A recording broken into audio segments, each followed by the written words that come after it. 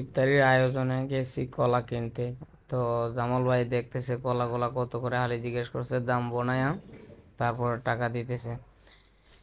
টাকা দেওয়ার পরে কলার দোকানদার মুরব্বী চাচা বলতেছে 1,000 টাকা নোট দিয়েছেন, কিভাবে হয়? তারপরে আবার চাচায় খুচরা দিচ্ছে।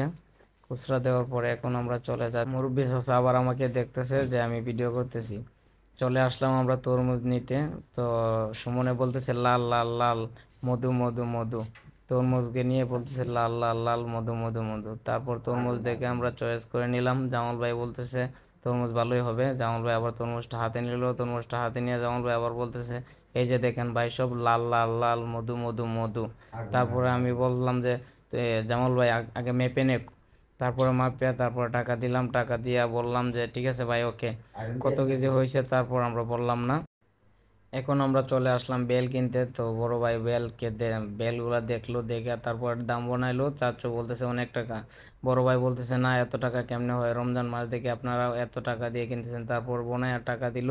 চাচা আবার টাকাগুলা দেখতেছে। চাচা টাকাগুলা দেখে বলতেছে টাকা আবার চিরা নাকি? আমি বললাম যে না চাচা, টাকা চিরা হবে না, চলবে। তো আমরা চলে আসলাম ফাইনালি এখন বর্তমানে শশা নিতে আসলাম। তো জামাল ভাই শশাগুলা নিচ্ছে আর দেখাচ্ছে যে দেখেন গাইস, আমরা এখন শশা কিনতেছি।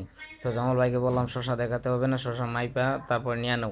শশা নেওয়ার পরে টাকা দিল। চাচাকে টাকা দেওয়ার পরে জামাল ভাই আবার বলতেছে যে দেখেন গাইস, শশা কিনলাম আমরা ইফতার পার্টির জন্য। আমি বললাম যে ঠিক আছে, ওকে ওকে, সমস্যা নাই।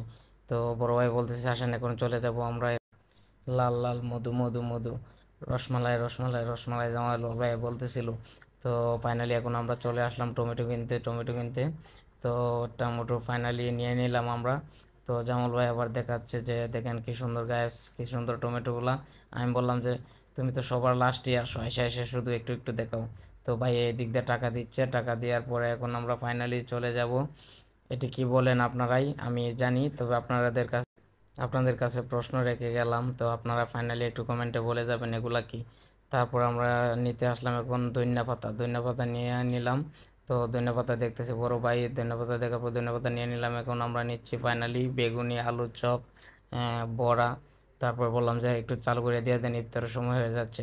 তো ফাইনালি আমার এক বড় ভাইকে দেখাচ্ছি, পাশে সুমন ছিল। তো সুমন বলতেছে চালু করো চালু করো। আবার দেখেন ফাইনালি সুমন আছে, সুমনের মুড়ির বস্তা নিচে। মুড়ির বস্তা নিয়ে আমরা এখন আমাদের গন্তব্যে চলে যাচ্ছি।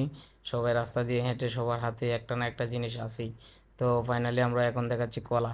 দেখাচ্ছে, বলতেছে যে কলাটাগুলা দেখানো বাকি ছিল। আমি বলি ঠিক আছে। এখন দেখেন তারা সবাই আমার সামনে দিয়ে হাঁটতেছে, আমি পিছনে ছিলাম। তো ফাইনালি আমাদের গন্তব্যের কাছে চলে আসলাম। সুমনে বলতেছিল বড় ভাই চলে আসছে। চলে আসছে বড় ভাই। এখন আমরা এখনই কিছুক্ষণের ভিতরেই চলে যাব। তো ফাইনালি এই দিক দিয়ে আবার মজা করতেছে যে আমি তুলতে পারতেছি না মুড়ির বস্তাগুলো। জামাল ভাইকে বলছিল তুলে দেওয়ার জন্য, জামাল ভাই এই দিক দিয়ে বেল ভাঙতে। তো ফাইনালি আমাদের এই পর্যন্ত আয়োজন ছিল। সবাই ভালো থাকবে।